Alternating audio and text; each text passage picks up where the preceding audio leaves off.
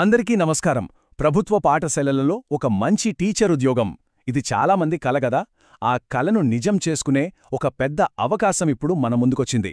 కేంద్రీయ విద్యాలయ సంఘటన్ అంటే కేవీఎస్, ఇంకా నవోదయ విద్యాలయ సమితి అదేనండి ఎన్వీఎస్, ఈ రెండూ కలిసి ఒక భారీ రిక్రూట్మెంట్ నోటిఫికేషన్ విడుదల చేశాయి. అసలీ నోటిఫికేషన్ ఏంటి, ఇందులో ఉన్న అవకాశాలేంటే అన్ని వివరాలు మనమిప్పుడు కూలంకషంగా చూద్దాం. అవును, మనం చూస్తున్నది నిజమే.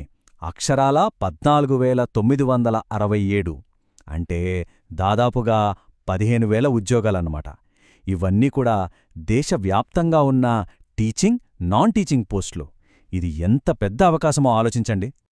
సరే, ఇన్ని వేల పోస్టులు ఉన్నాయి కదా, మరి వీటిలో మన అర్హతకు సరిపోయేదేది, మనకు సరిగ్గా సరిపోయే ఉద్యోగం ఉందా అనే సందేహం రావడం సహజం. అందుకే ఇప్పుడు మనం అధికారిక నోటిఫికేషన్లోకి వెళ్ళి ప్రతి విషయాన్ని విడమరిచి చూద్దాం. దీనివల్ల ఒక స్పష్టత వస్తుంది. ఓకే, ముందుగా అసలు ఈ నియామకాల వెనుకున్న పెద్ద చిత్రాన్ని చూద్దాం. ఇది మామూలు రిక్రూట్మెంట్ కాదు. దేశంలోనే 2 అతిపెద్ద ప్రభుత్వ విద్యాసంస్థలు కలిసి చేపడుతున్న ఒక భారీ డ్రైవ్ ఇది. చూడండి, ఇక్కడ కేవీఎస్, ఎన్వీఎస్ అనే 2 సంస్థలున్నాయి. అప్లై చేసే ముందు ఈ రెండింటి మధ్య ఉన్న తేడా స్పష్టంగా తెలుసుకోవాలి. కేవీఎస్ అంటే కేంద్రీయ విద్యాలయాలు. ఇవి ఎక్కువగా సిటీలలో, టౌన్లలో ఉంటాయి, సాధారణ డే స్కూల్స్ లాంటివి. కానీ ఎన్వీఎస్ అంటే నవోదయ విద్యాలయాలు అలా కాదు. అవి పూర్తిగా రెసిడెన్షియల్ స్కూల్స్, ఎక్కువగా గ్రామీణ ప్రాంతాల్లో ఉంటాయి. అంటే అక్కడ టీచర్లు, స్టాఫ్ కూడా క్యాంపస్లోనే ఉండాలి. సో ఈ తేడాను బట్టి ఏది మన జీవనశైలికి బావుంటుందో నిర్ణయించుకోవాల్సి ఉంటుంది. సరే, ఆ తేడాలు తెలుసాయి కదా, ఇక అస్సలు విషయానికొద్దాం. ఈ దాదాపు 15,000 పోస్టులు ఏ కేటగిరీలలో ఉన్నాయో ఇప్పుడు వివరంగా చూద్దాం. దీనివల్ల ఏ ఉద్యోగానికి అప్లై చేయాలో ఒక ఐడియా వస్తుంది. ఈ చార్ట్ చూస్తే మనకొక క్లియర్ పిక్చర్ వస్తుంది. చూడండి, మొత్తం ఖాళీలలో మెజారిటీ అంటే సింహభాగం టీచింగ్ పోస్టులే. అందులోనూ టీజీటీ అంటే ట్రైన్డ్ గ్రాడ్యుయేట్ టీచర్ పోస్టులు ఏకంగా 42% ఉన్నాయి. ఆ తర్వాత పీఆర్టీ అంటే ప్రైమరీ టీచర్ పోస్టులు 22%. అంటే ఈ రెండు కలిపితేనే 60%కి పైగా పోస్టులున్నాయి. ఆ తర్వాతే పీజీటీ, నాన్ టీచింగ్, ఇంకా లీడర్షిప్ రోల్స్ వస్తాయి. ఇంకాస్త వివరాల్లోకి వెళ్తే ఏ పోస్టులు ఎక్కువగా ఉన్నాయో చూద్దాం. లిస్ట్లో టాప్లో ఉంది కేవీఎస్ ప్రైమరీ టీచర్. ఏకంగా 2,684 పోస్టులు. ఇది చాలా పెద్ద నెంబర్.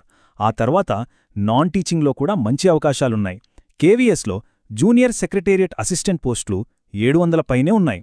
అలాగే ఎన్వీఎస్లో కూడా computer science TGT, junior secretariat assistant పోస్టులు బాగానే ఉన్నాయి. అంటే టీచింగ్తో పాటు క్లరికల్ ఉద్యోగాలకు కూడా ఇది మంచి అవకాశం. రైట్, ఇప్పటివరకు పోస్టుల వివరాలు చూశాం. ఇప్పుడు అన్నిటికంటే ముఖ్యమైన విషయానికి వస్తున్నాం. అదే ఎలిజిబిలిటీ అంటే అర్హతలు. ఈ సెక్షన్లో మనం ముఖ్యమైన అర్హతలేంటో సింపుల్గా చూద్దాం. సాధారణంగా ఏ టీచింగ్ పోస్ట్కి అప్లై చేయాలన్నా ఒక 3 విషయాలు కంపల్సరీగా ఉంటాయి. మొదటిది, ఏ సబ్జెక్టైతే బోధించాలనుకుంటున్నారో అందులో సరైన డిగ్రీ ఉండాలి. రెండవది, టీచింగ్ ప్రొఫెషనల్ క్వాలిఫికేషన్ అంటే బీఎడ్ లాంటిది. ఇక మూడవది, సీటెట్లో క్వాలిఫై అవడం. ఈ 3 చాలా పోస్టులకు బేసిక్ రిక్వైర్మెంట్స్ అన్నమాట. అదే విషయాన్ని ఇక్కడ స్టెప్స్ రూపంలో చూద్దాం. ఫస్ట్ స్టెప్, మీ సబ్జెక్ట్లో బ్యాచిలర్ లేదా masters degree. Second step, BEd పూర్తి చేయడం. థర్డ్ స్టెప్, సిటీఈటీ పరీక్షలో క్వాలిఫై అవ్వడం. చాలా పీజీటీ, టీజీటీ, పీఆర్టీ పోస్టులకు ఇదే దారి. అయితే ఒక్క విషయం, ఇది జనరల్ పాత్ మాత్రమే. అప్లై చేసే ముందు స్పెసిఫిక్ పోస్టుకున్న స్పెసిఫిక్ రిక్వైర్మెంట్స్ ఏంటో నోటిఫికేషన్లో తప్పకుండా చెక్ చేసుకోవాలి. ఇక ఏజ్ లిమిట్ విషయానికొద్దాం. జనరల్ కేటగిరీ అభ్యర్థులకు గరిష్ట వయోపరిమితి ఎలా ఉందో చూద్దాం. ప్రైమరీ టీచర్ అంటే పీఆర్టీకి 30 ఏళ్లు, టీజీటీకి 35 ఏళ్లు. ఇక పోస్ట్ గ్రాడ్యుయేట్ టీచర్ పీజీటీ పోస్టులకు 40 ఏళ్ల వరకు అప్లై చేసుకోవచ్చు. సో ఈ టేబుల్ చూసి మీ ఏజ్ బ్రాకెట్ ఏంటో ఒకసారి చెక్ చేసుకోండి. అయితే ఇక్కడే ఒక గుడ్ న్యూస్ ఉంది. ఏజ్ రిలాక్సేషన్స్ కూడా ఉన్నాయి. ప్రభుత్వ నిబంధనల ప్రకారం ఎస్సీ, ఎస్టీ అభ్యర్థులకు 5 ఏళ్లు, ఓబీసీ అభ్యర్థులకు 3 ఏళ్లు సడలింపుంటుంది. అన్నింటికన్నా ముఖ్యమైన విషయమేంటంటే మహిళా అభ్యర్థులకు, వాళ్ళు ఏ కేటగిరీ అయినా సరే టీచింగ్ పోస్టులకు అప్లై చేస్తుంటే ఏకంగా 10 సంవత్సరాల ఏజ్ రిలాక్సేషన్ ఇస్తున్నారు. ఇది చాలామందికి ఉపయోగపడుతుంది. మరిన్ని డీటెయిల్స్ కోసం నోటిఫికేషన్ చూడడం మర్చిపోవద్దు. ఓకే, అర్హతలు చూశాం. ఇప్పుడు సెలక్షన్ ప్రాసెస్ ఎలా ఉంటుందో చూద్దాం. అంటే అప్లై చేసిన తర్వాత నుంచి ఫైనల్ లిస్ట్ వచ్చే వరకు ఏ స్టేజెస్ ఉంటాయో తెలుసుకుందాం. ఈ మొత్తం సెలక్షన్ ప్రాసెస్లో ముఖ్యంగా 2 ఎగ్జామ్స్ ఉంటాయి. Tier 1, tier 2. ఇందులో టైర్ 1 అనేది ఒక ఫిల్టరింగ్ టెస్ట్ లాంటిది. అంటే ఇది జస్ట్ క్వాలిఫైయింగ్ మాత్రమే. దీని మార్కులు ఫైనల్ సెలక్షన్లో కలపరు. కానీ ఇందులో క్వాలిఫై అయితేనే అసలైన పరీక్ష అంటే టైర్ 2 రాయడానికి అవకాశం ఉంటుంది. ఈ సెలక్షన్ జర్నీ ఎలా ఉంటుందో స్టెప్ బై స్టెప్ చూద్దాం. ఫస్ట్ టైర్ 1 ఎగ్జామ్ రాసి క్వాలిఫై అవ్వాలి. తరువాత టైర్ 2 సబ్జెక్ట్ నాలెడ్జ్ ఎగ్జామ్ ఉంటుంది. ఇది చాలా ముఖ్యం. ఆ తర్వాత ఒకవేళ టీచింగ్ లేదా ఆఫీసర్ పోస్టులకు అప్లై చేసి ఉంటే ఇంటర్వ్యూ ఉంటుంది. అదే క్లెరికల్ పోస్టులైతే స్కిల్ టెస్ట్ ఉంటుంది. ఈ అన్నింటిలో పర్ఫార్మెన్స్ని బట్టి ఫైనల్ మెరిట్ లిస్ట్ తయారు చేస్తారు. ఇక్కడ నోటిఫికేషన్లో చెప్పిన ఒక చాలా ముఖ్యమైన పాయింట్ చూడండి.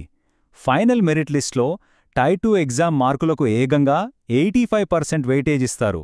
ఇంటర్వ్యూకి కేవలం 15% మాత్రమే. దీని అర్థమేంటి?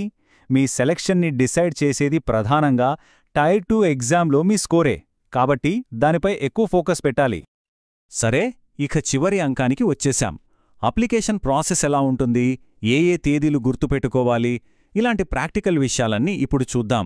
ఇది ఒక చెక్ లిస్ట్ లాంటిది. అప్లై చేసేటప్పుడు కొన్ని ముఖ్యమైన విషయాలున్నాయి. జాగ్రత్తగా గమనించండి. మొదటిది, అప్లికేషన్స్ కేవలం ఆన్లైన్లో మాత్రమే. అది కూడా అఫీషియల్ వెబ్సైట్స్లోనే పెట్టాలి. రెండోది, ఎన్ని పోస్టులకు అప్లై చేసినా అందరికీ కలిపి ఒకే ఒక అప్లికేషన్ ఫామ్ నింపితే చాలు. ఇక ఫీజు విషయానికొస్తే ఒక్కో పోస్టుకు ఒక్కోలా ఉంటుంది. ఎస్సీ, ఎస్టీ, దివ్యాంగులు, ఎక్స్ సర్వీస్మెన్కి ఎగ్జామ్ ఫీజు లేదు, కానీ ప్రాసెసింగ్ ఫీజు మాత్రం చెల్లించాలి. అన్నిటికన్నా ముఖ్యమైన పాయింట్, కట్ ఆఫ్ డేట్. అంటే అప్లికేషన్ చివరి తేదీ నాటికి మీ డిగ్రీ, బీఎడ్, సిటీటీ లాంటి అన్ని అర్హతలు మీ చేతిలో ఉండాలి. ఇక డేట్స్, ఇవి చాలా ముఖ్యం. నోట్ చేసుకోండి. నవంబర్ 14న రిజిస్ట్రేషన్ మొదలవుతుంది. డిసెంబర్ 4తో ముగుస్తుంది. ఫీజు కట్టడానికి కూడా అదే చివరి తేదీ. ఎక్కువ టైం లేదు. చివరి నిమిషంలో సర్వర్ బిజీ అవడం లాంటివి జరుగుతుంటాయి. కాబట్టి వీలైనంత త్వరగా అప్లై చేయడం చాలా మంచిది. సో చూశారు కదా, వేల కొద్ది ఉద్యోగాలు, కేవీఎస్, ఎన్వీఎస్ లాంటి ప్రతిష్టాత్మక సంస్థల్లో పనిచేసే అవకాశం. ప్రభుత్వ విద్యారంగంలో ఒక స్థిరమైన కెరీర్ను నిర్మించుకోవాలనుకునేవారికి ఇంతకంటే మంచి అవకాశం దొరకదేమో. మరి ఈ అవకాశాన్ని అందిపుచ్చుకుని తర్వాతి అడుగు వేయడానికి ఇదే సరైన సమయమంటారా? ఆలోచించండి.